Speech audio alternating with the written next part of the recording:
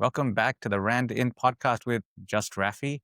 No, it's with Raffy and Chandra because Chandra is physically here. Hello. Hey, here he is. So this is one of those rare, kind of like the first ever episode we did where we are together. We had to make sure that Chandra did not have any food. Yeah, we did not so sad. order Uber Eats. Yum. But here we are in person in the same room. So Jen, who edits the podcast, she was also shocked. Supposedly he doesn't just live in a box in the screen. Apparently not just on Instagram / YouTube / Spotify.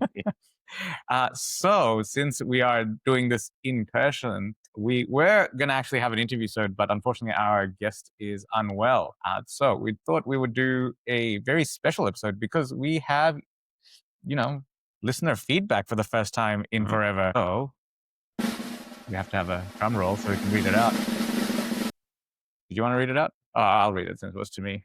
So here we go. This is one of our dear listeners. This is what he said, which was, Raph, wanted to share something with you, which hopefully means something. Yep, it does. We don't get that much feedback. That was always good. I've been listening a lot to the randInt podcast season 5 recently with stuff and waking at weird hours. I'm just going to blur out the identifiable things and on various errands. You and Chandra have entered the podcast rotation significantly. Thus far, I focused on the How Are You episodes, so this is what this one will be, and the ones where it's just the two of you, but I'm sure I'll be hitting up the interview ones soon. I think at this stage of my life, it's just lovely hearing the voice of friends talking about whatever is on their mind and whatever is interesting to them at that present moment of time. I know it's hard with both of your schedules, but if there can be some consistency between the episodes, i.e. every 3 weeks, for example, with like a mid-season break if stuff comes up, that would really add to it. But I wanted to say, as compared to when you guys first started to now, holy shit, it's massively forward. Keep doing what you're doing. Which we've learnt from the first episode, no food. So, wait. Thank you, dear listener, for the feedback. So then I asked for some other suggestions apart from regularity, which blame this guy. Hey, I have a very normal schedule. Yeah. Oh no, my internet doesn't work. Oh look, I'm sailing into a storm. Oh, my bathroom is broken. Sorry, he must fix. Must fix toilet. And yes. I love being on a boat. I like paying for inconvenience. Thank you. Like even yesterday we were out for dinner. He's like, oh yeah, so you have to buy like 50 bottles of wine, but there's no grocery store. I'm like, you paid for this, paid to be annoyed and have to work logistics. But on the upside, now it makes sense to buy goon bags of wine from Costco. And else has it been considered a good idea? Or you could live here and just get Uber Eats or go down to the shops every 2 minutes. Where's the fun in that? The fun is in not having to worry. But then you can say you have 50 liters of goon bags. What? I'm Muslim. I don't need 50 liters of goon bags. There could be non-alcoholic goon bags of wine. Yeah, there's supposedly actually, on that note, on a totally random thing, there's supposedly 2 Australian non-alcoholic wine brands. One's called Please tell me they sell them on a goon bag, because I don't you can know. be like, welcome, you can now have the Australian experience, even if you don't drink. Oh, They still work as a pillow once you finish. What? They work as a pillow? Yeah, goon bag. Once it's empty, blow it up with air. And it's your pillow for the night. Okay, I clearly have never experienced this terrible. goon bag What? choice. But anyway, I actually want to try them, like non and whatnot. Like they supposedly won awards, and I'm like, how do you win awards for not being the thing that you're meant to be, or is there a different award for being? Maybe it's a brand new award category, and so this is like the all right. I won because I'm the only one. This is the world's best non-alcoholic. So we asked for some other suggestions, and considering how, as you may have noticed in every other episode, about 3 minutes in, AI comes up or something. Oh, Tesla. So the suggestion from the listener was, I have a suggestion episode then. Give him a carte blanche episode where he gets everything off his chest. This is for Chandra.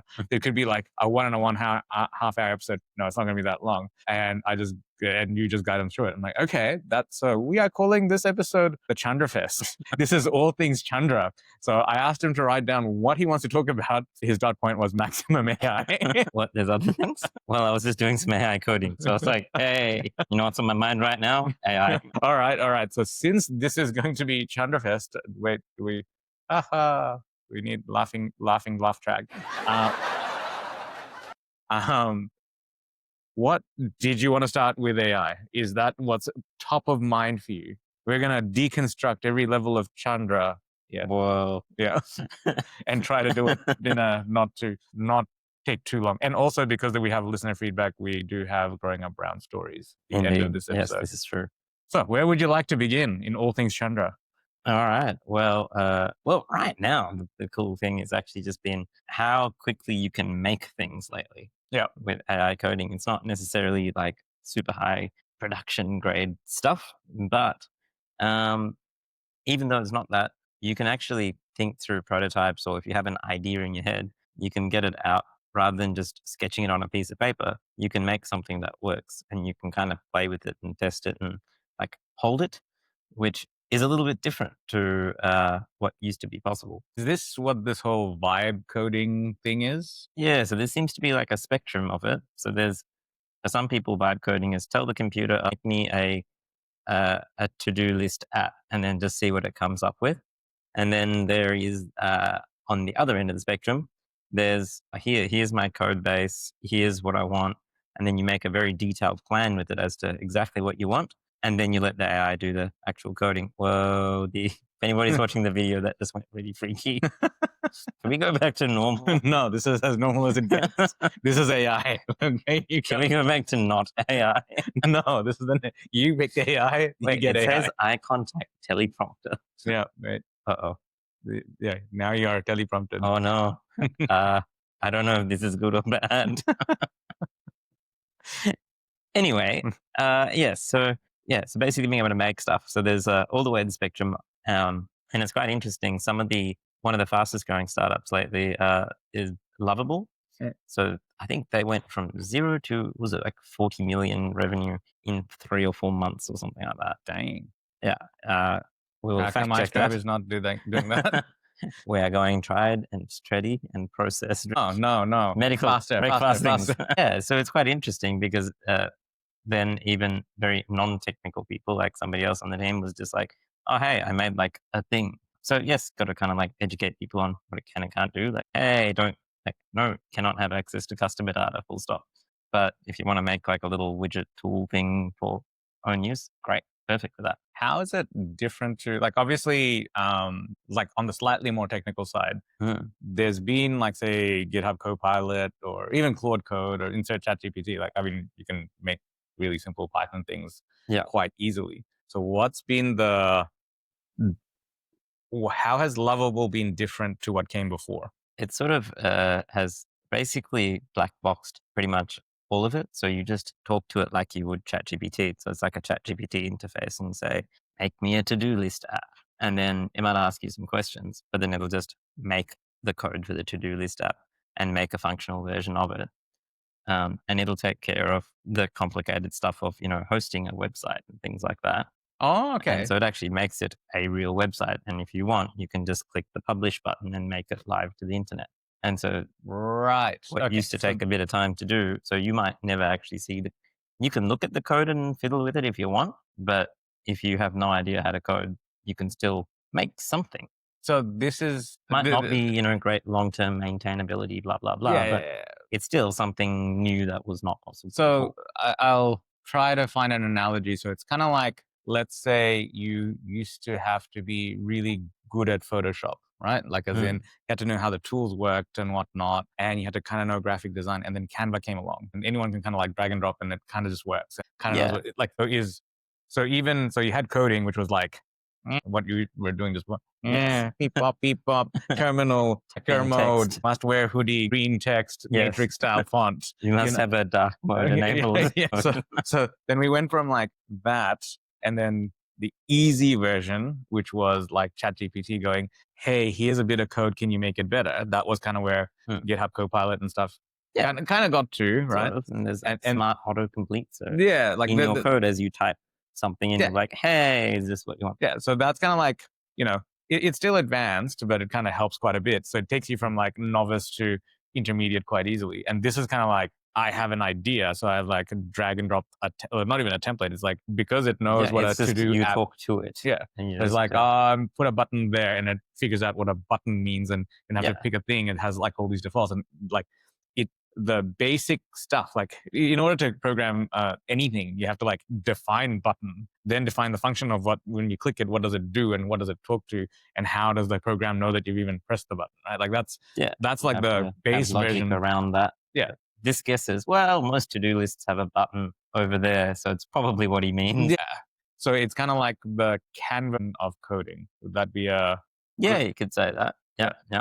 And it'd be like, or even, I guess the AI version of this would be before for Photoshop, you wanted to, I don't know, make a picture, which is a person, you've got a picture of a person and you've got a picture of, I don't know, a building, and you want to put the person in front of the building. It used to take ages to like, mask out the individual hairs and everything. Mask out being like you want to have the border around each individual hair. So it's not like you have, remember like the really bad Photoshop, you got like a little bit of a halo around it because people didn't delete. Hair was just always tricky. Whereas now with AI, it kind of does, that's what masking is. Exactly. Thank you. And then now you can instead, for example, in ChatGPT, just say, give me a picture of a person standing in front of that building, and it'll just draw that for you. Yeah. So that'd be another similar sort of thing. So you've gone from stuff that used to take a lot of time to do to stuff that now you can kind of knock out something basic pretty quickly. There's still plenty of problems with it because what you make from that might not be very maintainable or very secure, etc. It might not be perfect, but it's a lot different to what was available, say, 6 months ago. Would you say so? Like the way I see the whole, like, how people are like, AI is going to take over the world, blah, blah, blah. All I'm seeing is like, if you have like project 0 to 100, right? And 100 is like elite level, whatever that might be, right?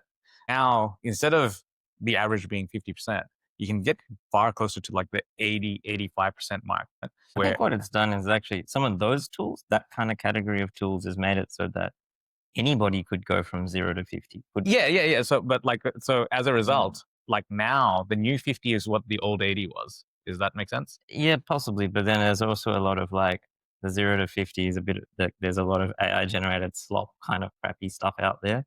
But still, it's just the fact that now that, yeah, sure, there's more of it, but it doesn't matter. It means there's some people that are going to get engaged and interested now to be able to then learn and take things to the next level. It's just, it's made it more accessible. But to an extent, I also think that because, like, for example, Fest, it was people greeters, like some stupid app that I made that just had like a rand, like it literally was when randInt came out. It was like I was using the randInt function to generate to generate like these.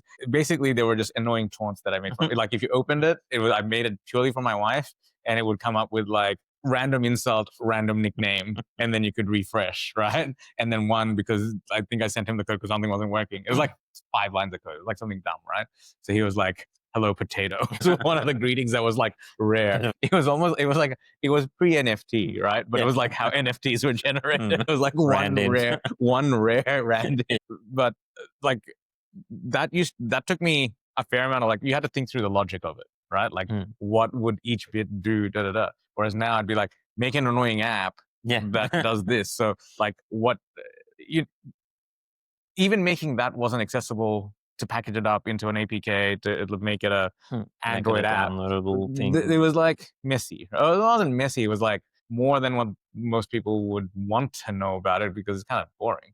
Yeah. It's like you had so much setup to just get something barely functional working. So that's like all gone. So you can get like functional app that does that, like some dumb thing, really easily. So hence you're going to get slop because it's easier to make the stuff.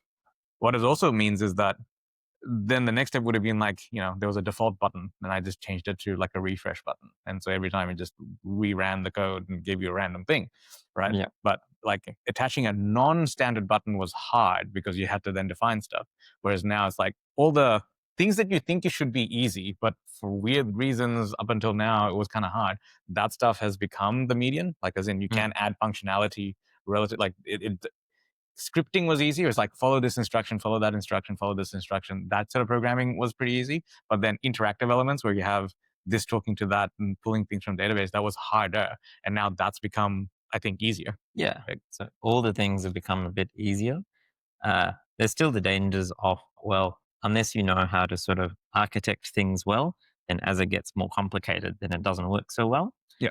But I think that doesn't matter for most people because it just, one, this is like the first wave of them, and so they'll get better over time. But then two, also, I think it's getting more people involved in stuff that they'd never been able to do before. Well, it And was a so as this specialized role tooling, before. yeah, as this tooling grows, then the stuff, the new people that will be able to play with this will be different too.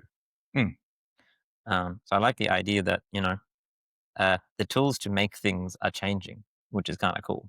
I think the other thing that I've always been like, you've been kind of like, what is the new shiniest toy at the bleeding edge of things? It's like, hey, beep up, beep up. Mm. That's what I want to play with.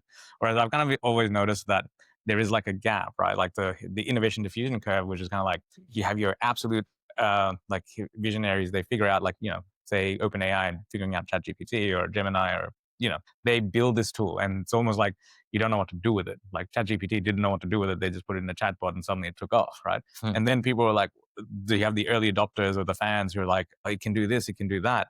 And now you're at the phase where like most people have heard of ChatGPT, most people have used it once or twice. It probably is still not most, but enough people in the population, like, students are using it. Like my wife uses it. I use it. I use it for a whole bunch of stuff. So My parents use it. Your parents started yesterday. Yes. So the diffusion curve means that there's this, like, it catches up to stuff, right? But if you look at it from a business or process point of view, there's kind of like, Microsoft or let's say Akuru, right? You have like we use HubSpot and this, that, and the other. So you have these tools and it solves a bunch of problems. Like the software out there solves a bunch of problems for a certain size, right?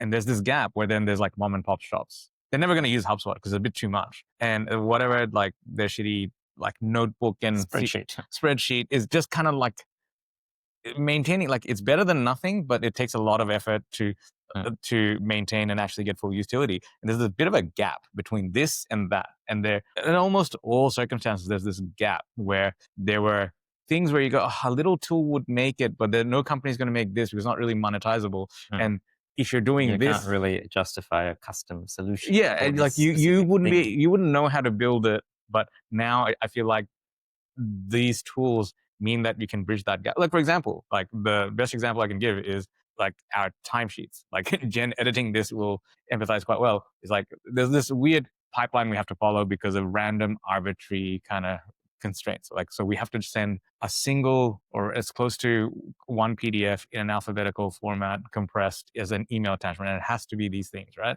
So in order to do that, it was like this really arduous manual step. But then I was using ChatGPT to make like a Python script to just do that, right?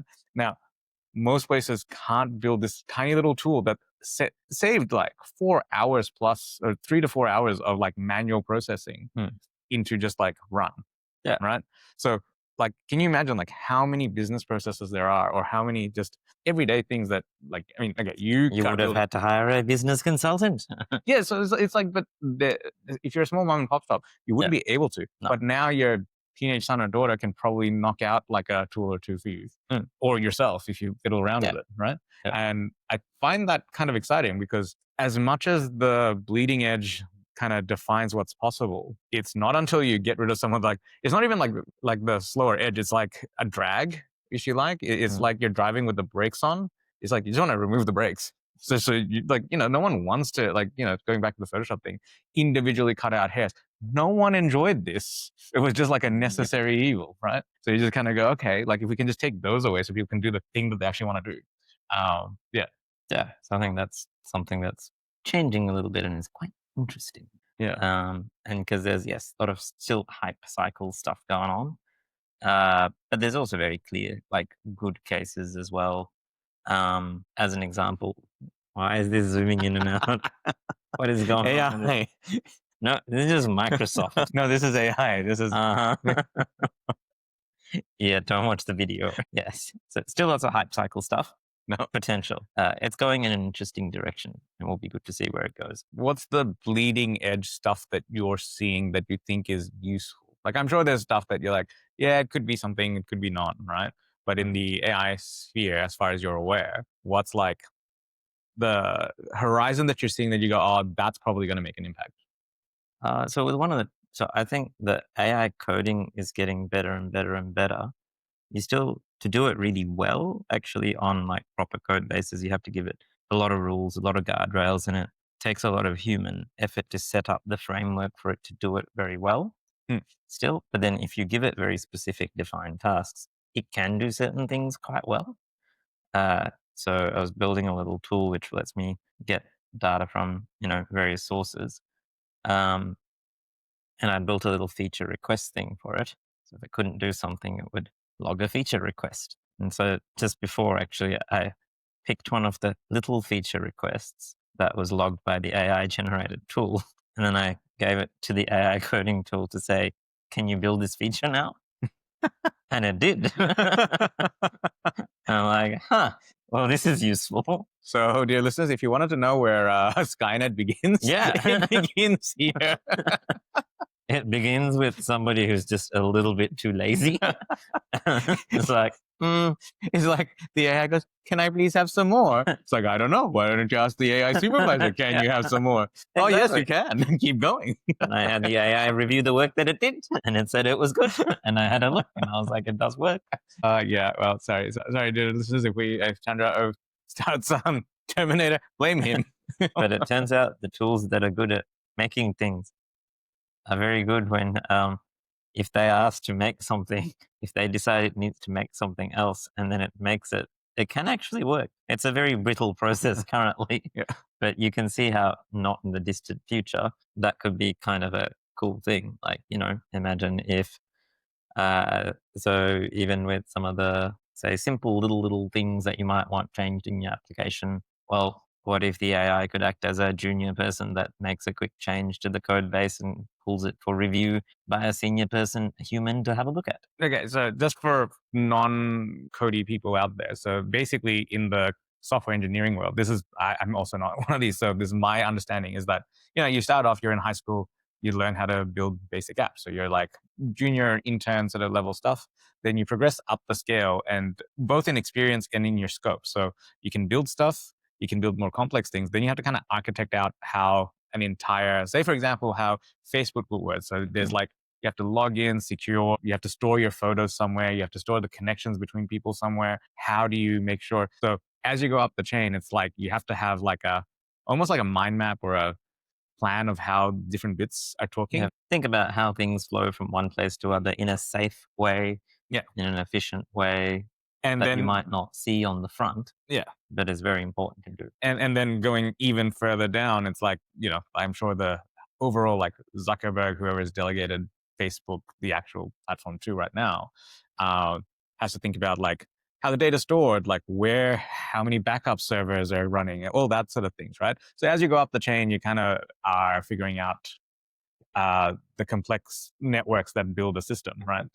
So, and what Chandra's saying is like the junior person who's like, change that font from Arial to Times New Roman. Why you do that, I don't know. But you ask it's that. It's a better font, of course. And so you have someone going, delete Arial, insert Times New Roman, right? So that would be what a junior person does. Now, AI is really good at that level of stuff, I would say, even from my little fiddle with it.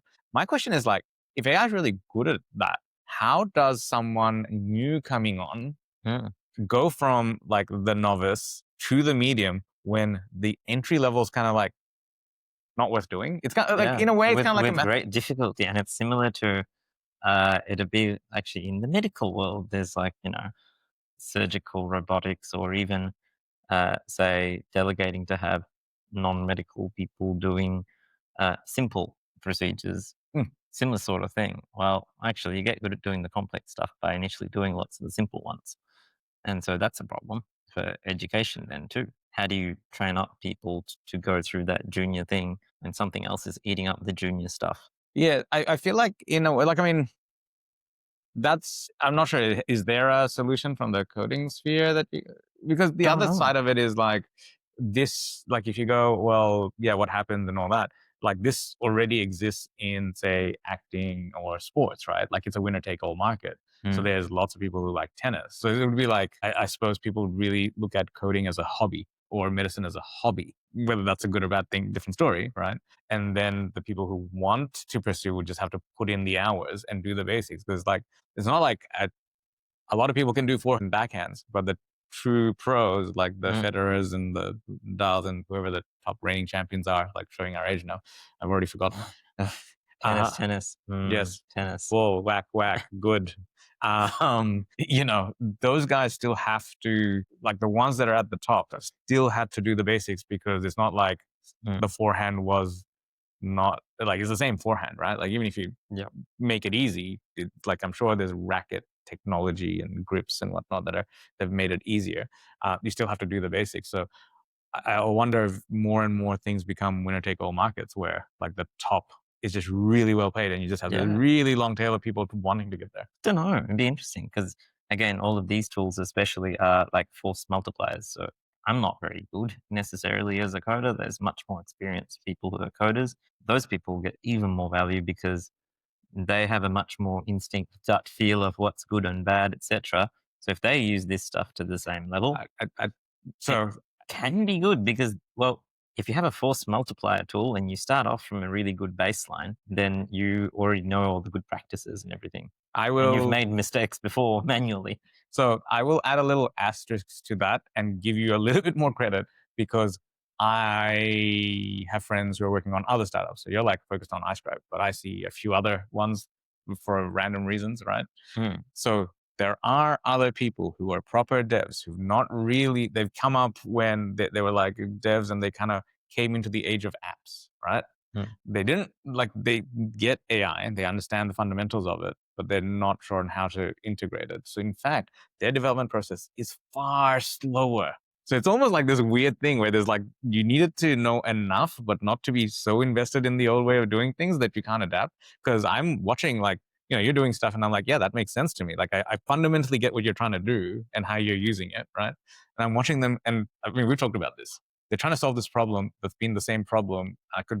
I could build a 15-minute solution for the alpha, like as in I can't make production grade, like first to tell you, but how should the logic work like this? And this is how I do it. And at 80-90% work, it took me 15 minutes, right? It's been a year.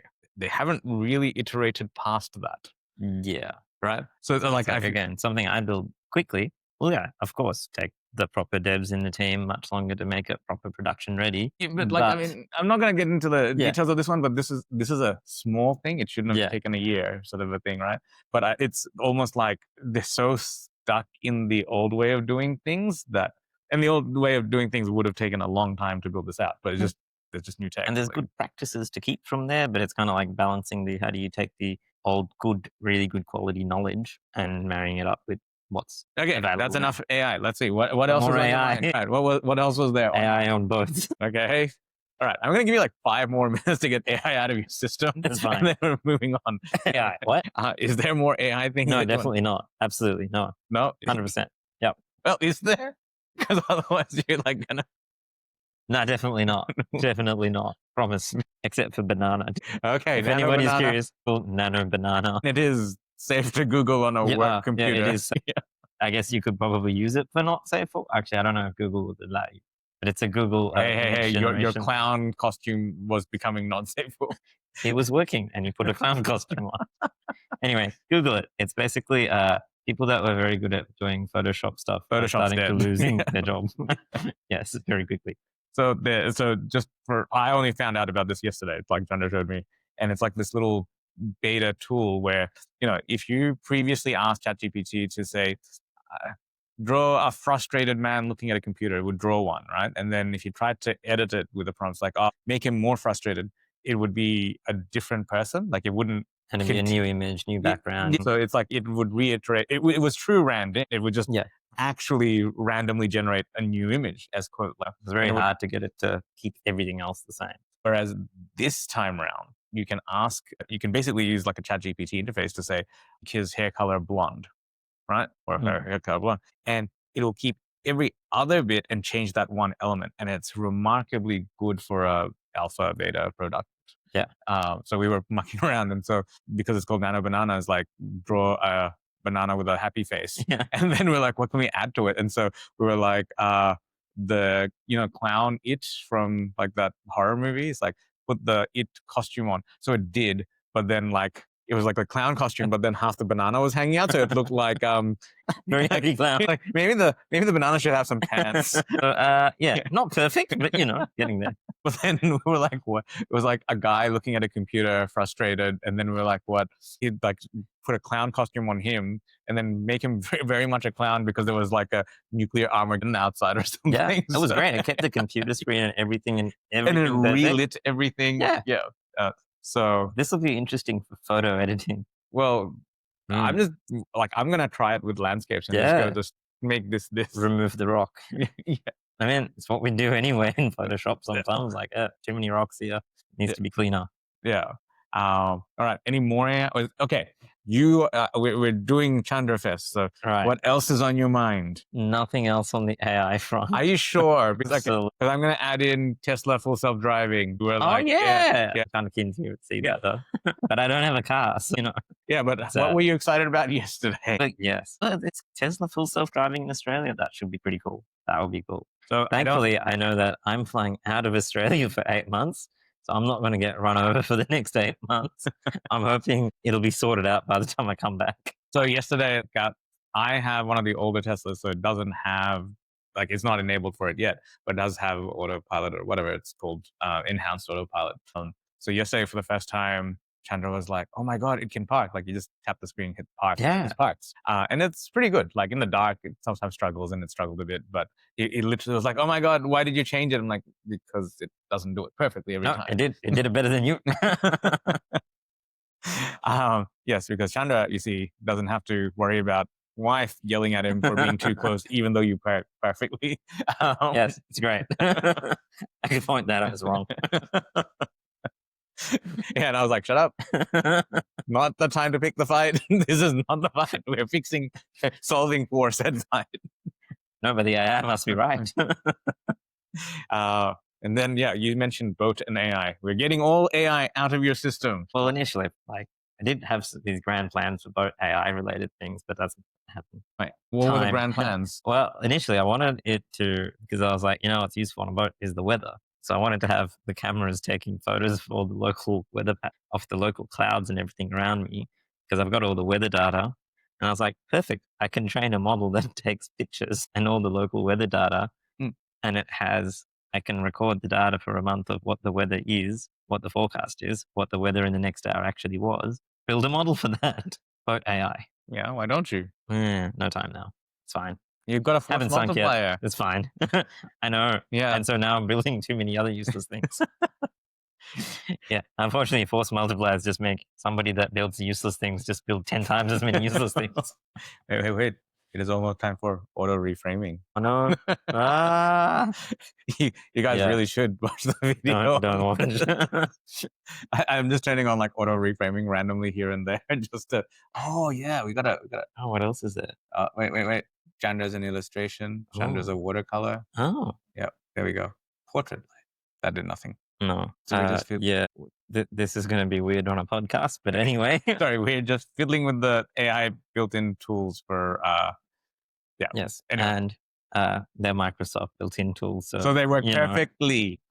Of course. Okay, so apart from AI. Well, what about you? What are you excited about with AI? No. This is Chandra Fest. This is Chandra Fest.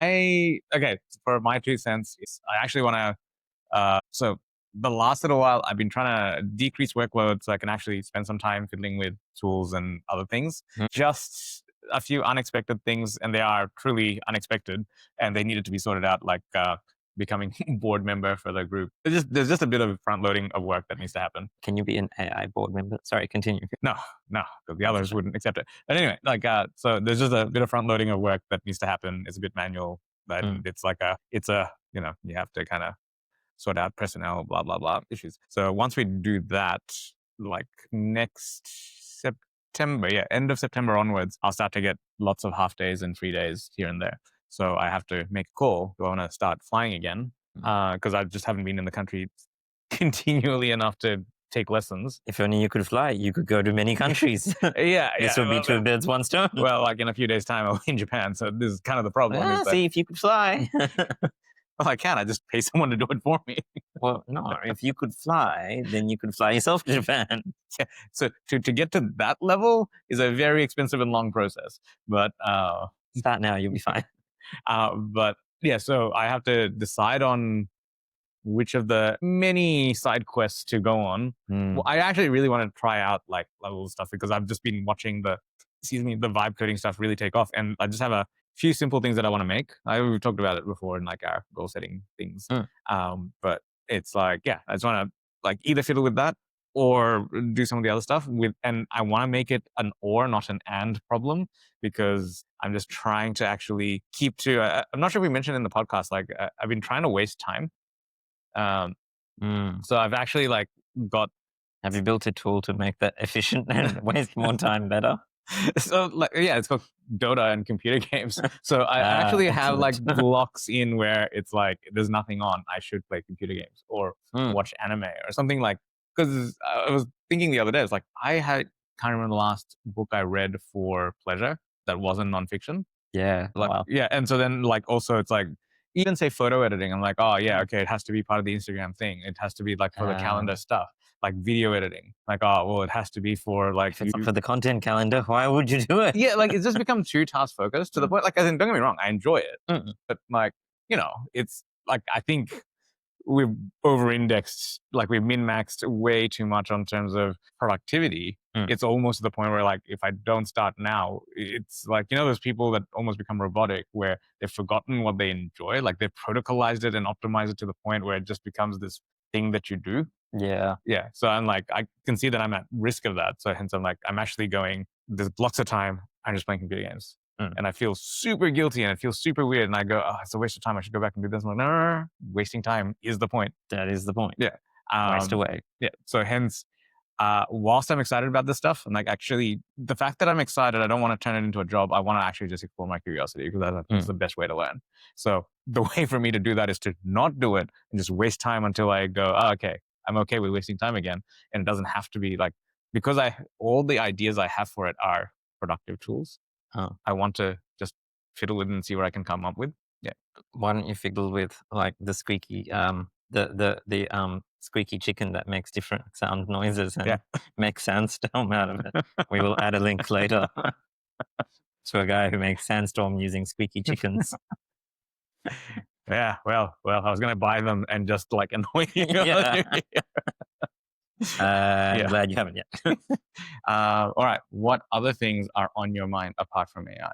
Right now, they're basically just transitioning back to boat. So trying to get that set up. Zooming in again. Oh, stupid video. But yes, be heading back to the boat in about 2 weeks. That'd be good. Not that you have a countdown timer on your phone. No, definitely would not have a countdown time that says that I arrive on the boat in how many days now? Let's say 17 days from today. Definitely wouldn't have that on my phone. That's crazy talk. But yes, I'll be soon back on the boat, which would be nice.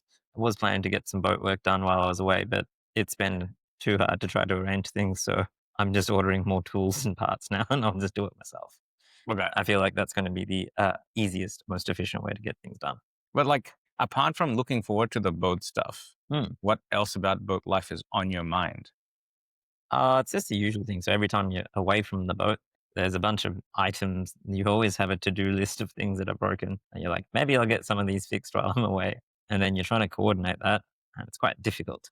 You also have like a shopping list because you only really get to do shopping once a year. So once a year? Yeah, because once you leave a marina, you don't really have a fixed address to get anything sent to. Okay. Yeah. And then if you're not I will actually be in the US for a few months before I can head out, a couple of months. But once you leave, then trying to get like parcels to remote islands is not possible.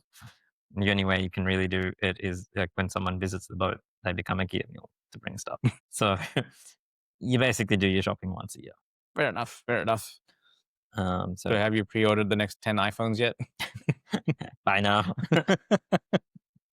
Why won't they let me pre-order before they've announced anything? Pre-order now? No, but I am taking a spare laptop just in case. Okay, yeah, well, fair enough. That seems useful. Did it break or anything? No, I mean, this just no, but just in case, like salt water will destroy everything. So yeah, fair enough. Yeah. Okay. Any other boat-related things? Have you figured out like who's coming on? Like, is there a roster system? How far ahead do you plan? Yeah, well, this time I'm going to have less people on the boat overall. So last time I had a few more people on board, like, in different times, like 5 people on the boat and stuff for a while. And this time I'm like, I try less. Most of the time it's going to be probably either 1 or 2 other people on board. Nice. And I was like, I'll just start with a baseline of 1 or 2, and then I'll work out the rest once I get on the boat and see how it plays out. And so far, has more been better or worse or just different? It's just different. The nice has been when there's one person who's on for a longer period of time, and then other randos jump on and off, Fair and enough. then jump off and on. So it's good. That way, then you get kind of like quiet time, and then you also get like, yay, do stuff time. Otherwise, like it is sometimes good to have like more people who are like, oh, let's all go out and do this, insert like snorkeling at this slightly annoying place to get to, but there's a whole 5 of us. Let's go. So yeah, bit of both is good. So, like, I mean, we know that you will just sit for hours at a time and do coding and stuff, right? Like, from the other people that have been on the boat so far, what do they do on their downtime on the boat? Let's say you're not, like, you're a bit far away from, like, you tend to like the remote islands and whatnot, right? Like, so if you have the day and you've done the daily chores, I'm sure you're like laptop mode, Vision Pro. Now, let me do that on some days, but otherwise, Dear like on listeners, those it's days, almost every day. some days. But yeah, no. So they'll often like people that read books and stuff like that. Go for a swim, go for a walk. There's the paddleboard and stuff. So there's lots of little things like that that everyone does as well. But Or even the just long sit around. termers? Yeah, yeah. Because most of the people like when I explain what the boat is and what the general vibes is, and the ad I put up on Facebook for, hey, if you want to join, this is what the boat's like. It tends to attract those kind of people who also like sitting around doing nothing. Mm. So for them, sitting around doing nothing is a great idea. Yes, yes. Chandra, the great sitting around doing nothing person. Yes. Exactly. Yes. So chill. So nothing. So nothing. so must build tools even faster. Exactly. So the boat's good for that. It does force you to do, yeah, like you said, built in the waste time factor. Yeah, but your version of waste time is like build more tools to waste time faster. More efficiently.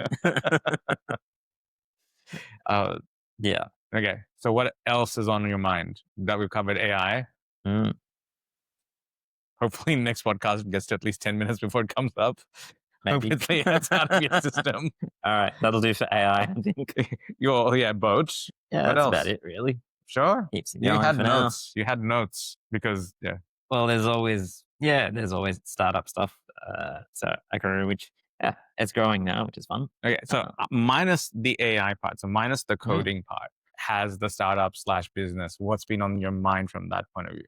It's interesting because it's kind of like it's always growing, but it's different phases of growth now where it's like, oh, cool. How do we set up different teams to work in different areas of the company, even within the product side of things? And how do we set up certain types of processes as opposed to being very ad hoc and reactive about stuff, which is kind of a good way at the start when you're just like, fresh, scrappy and just need to get it done. But now it's like, okay, well, it kind of... It's weird to watch from the, like, I'm not really involved. Like, I have the luxury of like being able to drop into most meetings if I want and not if I don't want. And then picking come some tasks and going, yeah, I'll fix this for now. Bye. Like that thing's really falling apart. It's not now, but it's still gonna fall apart. Bye. It's great. But it's kind of like you can see like what happened, like the growth from like it feels like a proper company now. Like it almost feels like there's reporting channels and this, that, and the other. Where before it was like, tell him, or text him. I don't know, post a group on Slack so you'll do it. Like you can see the evolution, and for something that's not even year and a half, 2 years. It hasn't been 2 years yet. No. Yeah. So I guess. Yeah. It's been like, I know you like the fiddling with the code part, but are you enjoying, not enjoying, indifferent to the company building part? Oh no, that's actually fun too, because it's like, how do you build a thing that builds things? Yeah. Okay. So that's also... Yeah. Thanks, Elon. the dreadnought that builds the car. Yes. Yeah, exactly. Yeah. Wait, that's what he said. Really? Yeah. What? Yeah. Years ago. Okay, Yeah. Never heard that one. Oh, didn't you? Oh, no. Seems like a good idea though. The gigafactories were meant to be like an alien dreadnought that builds a machine that builds cars. Yeah. That was the Yeah, right. Huh. that was just Shame you exactly. fell off the bandwagon. No, Elon's our hero. I'm Yeah. selling my Tesla and getting something else. I mean, Ooh. But wait till first full self-driving. by selling my Tesla, I'm probably giving it to my mom so I can still use it. Yeah. But so enjoying the company building. Yeah, it's good. It's just a different phase. So again, fun learning new things Okay.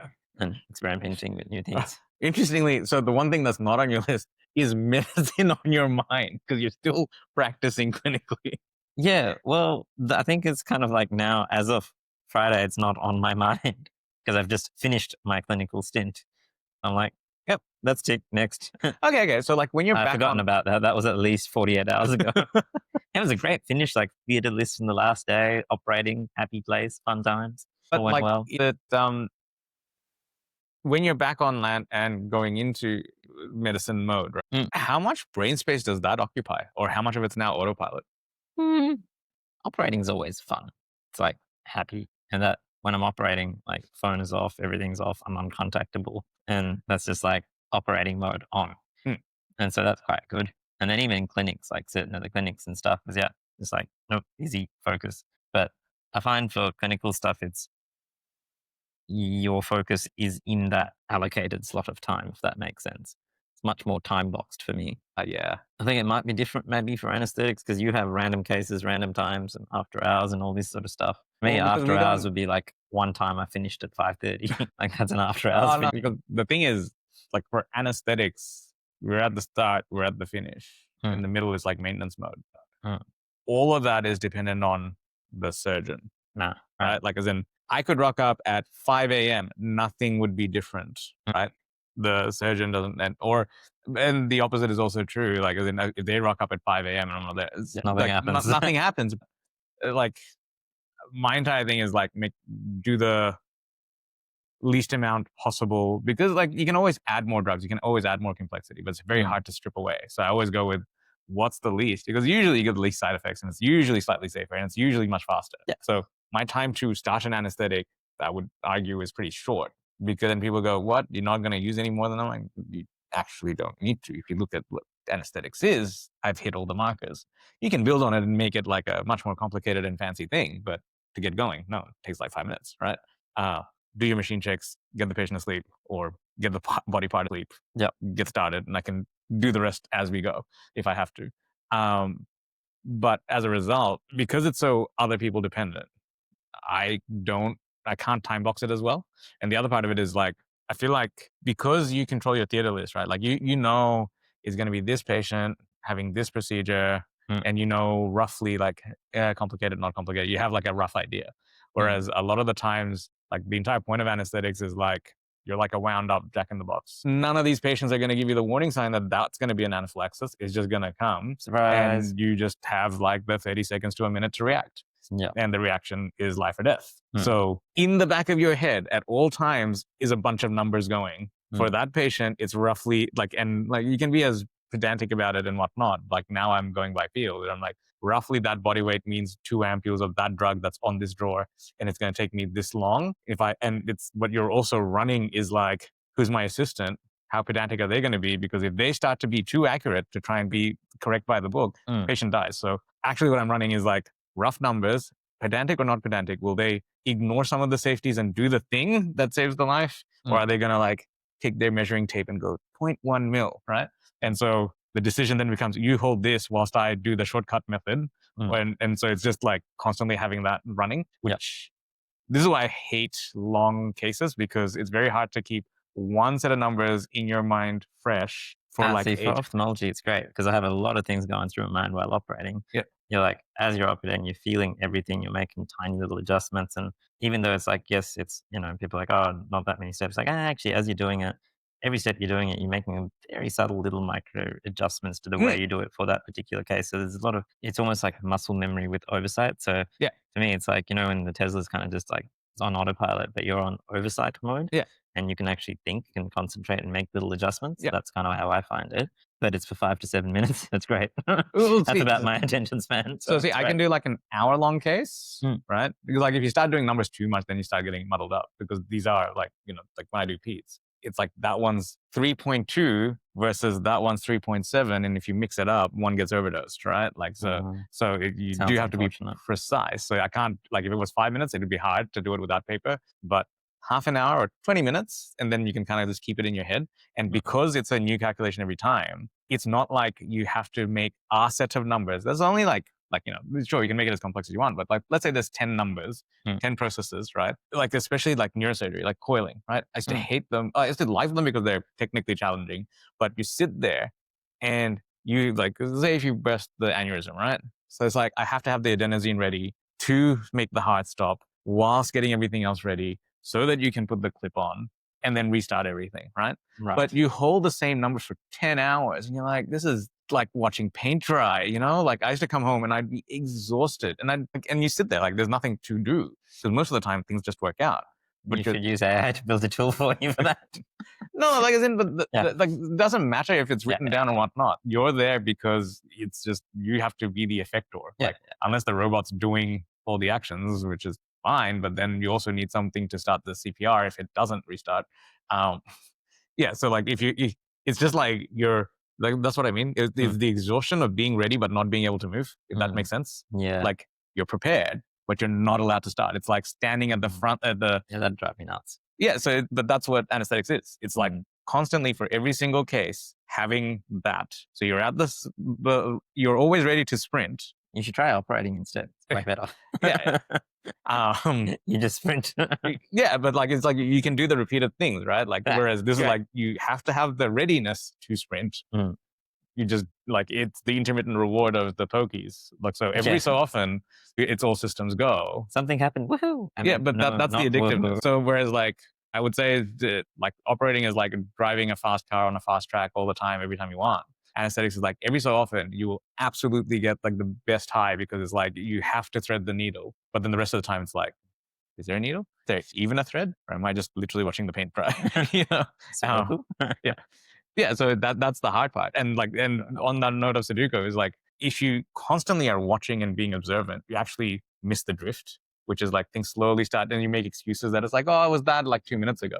So you actually have to look away and then look back and see that it's like, what's the difference? It's like, if the color is slowly changing, you almost don't notice. So you need the contrast. So you can't be the frog boiling slowly. You have to actually take your finger out and test every so often. So that's like you almost need a little distraction, but it has to be micro. Interesting. Anything else that's been on your mind? Health, spirituality, family stuff, the beautiful Melbourne sunset. I got to say, coming back here is kind of nice. I was like, hey, the view here is still nice. But yes, I'm currently at Raffy's apartment. It has a nice view over South Bank and the city. Well, it's over the city. And I guess this is where we kind of were for ages. Kind of feels, it's like a Melbourne home. It's good. I like it. Yeah, so can't get rid of this place. No, must upgrade. Must get the boat. No, I don't want a boat. No, you can't. Chandra was like, yeah, it's like a house that moves. And the day he came, it was really windy. You could hear the building creaking. So I'm like, see, it does move. It's the same. It's exactly the same. Slightly less degrees of freedom. Same, but different. All right. What else is in the brain of Chandra? This is Chandra Fest 2025. It's a very small brain. There's not much going on. The 25 brain is just, I'll finish the clinical work thing. Now doing the startup thing, and the boat thing is the next step. That's nice. Kind of exciting. Alrighty. Well, if that's the end of Chandra Fest, well, actually, I think it'd be interesting to do one. I think we need a Raffy Fest coming up soon. Well, like, I wouldn't mind doing, like, making the end of year stuff, or maybe like 2 episodes, like one in the halfway in the middle is like, what's on your mind halfway through the year? Because at the end of the year, you're like wrapped up and you're like, oh, these are the things I want to do, right? And halfway through the year, you're in the middle of all the projects. So that would be an interesting time to kind of go, hey, what is Chandra Fest 2025? Like, what's been like the things that have actually spun up? And well, I think the timing for this has been good, because actually for me, it's not so much the end of the year. It's actually the end of the sailing season usually, or the start. Like, So that's my arbitrary end of year. Like, but you know what I mean? But I think you still don't get away from the end of the calendar year having a psychological impact if you're in like a... Funny enough, a lot less. Okay. Because the calendar year has very little meaning. Because what has more meaning is the weather. Fair enough. So you're like, this is hurricane time. This is sunny blue skies in the Bahamas time. And this is getting off the boat time. Okay. So it is interesting. Yeah. So since we had user feedback, we need growing up brown stories. Do you have this one? is true. Why don't you start while I think? So I think we've briefly mentioned in the past about brown folks and their inability to utilize things at all times. Like things have to be saved for special occasions, right? So this in growing up, it used to be the wrapped up remote control for the TV. It was like in a plastic bag because you couldn't wear out the buttons. But of course not. Like what this was saved for in the future, I don't know. But But when you sell it, yeah, okay. So growing up as well, like we had a couch. Now it was not the best couch, it was a shitty couch. But so my mom had like a couch cover, right? And that, but we had two. One was a nice one that looked pretty, that made it look really nice. And the other one was the everyday one. It looked like shit, but it was still a couch cover. It was an upgrade of the actual couch, but we weren't allowed to use the nice one all the time, right? So yeah, so in the two manifestations currently that I find hilarious is like a few years ago, I bought my dad because, like immigrant family, they've done a lot to bring me and my brother up and all the hardships. And I know like he's never mentioned it, but my dad always was like, Mercedes was like the thing, right? So I bought him America and I was like, oh, man, he's never going to drive a new one. Like if I do that, it's going to be like, it doesn't come in shrink wrapping, but he'll figure out a way to get shrink wrapping done. Like probably take it to the airport and get those giant plastic things, and like no one's allowed in, right? So I got him a secondhand one, thinking it's like, look, it wasn't that much more secondhand than his pre-existing car, which was a Camry because it's brown, But to this day, he doesn't drive it. Like he's driven it like I think in total since he's had it, and it's been years, maybe 20 times. So it's like one of the highest cost per drive things out there, right? So my secret plan is to actually scrap his car. So he has one car left to drive. So he's got like this Holden Barina, this tiny little car where the fuel gauge doesn't work. So it's either full or empty. It doesn't actually tell you the gauge in between. And for a long while, the door, like the hydraulic system that kind of like once it holds open the door. It's not just like a free hinge. Yeah. So that was broken. So I'm like, man, you gotta open the door. You're old. There's gonna be a breeze and it's gonna slam on your femur and like break, like shatter your bones. It's going to be a problem.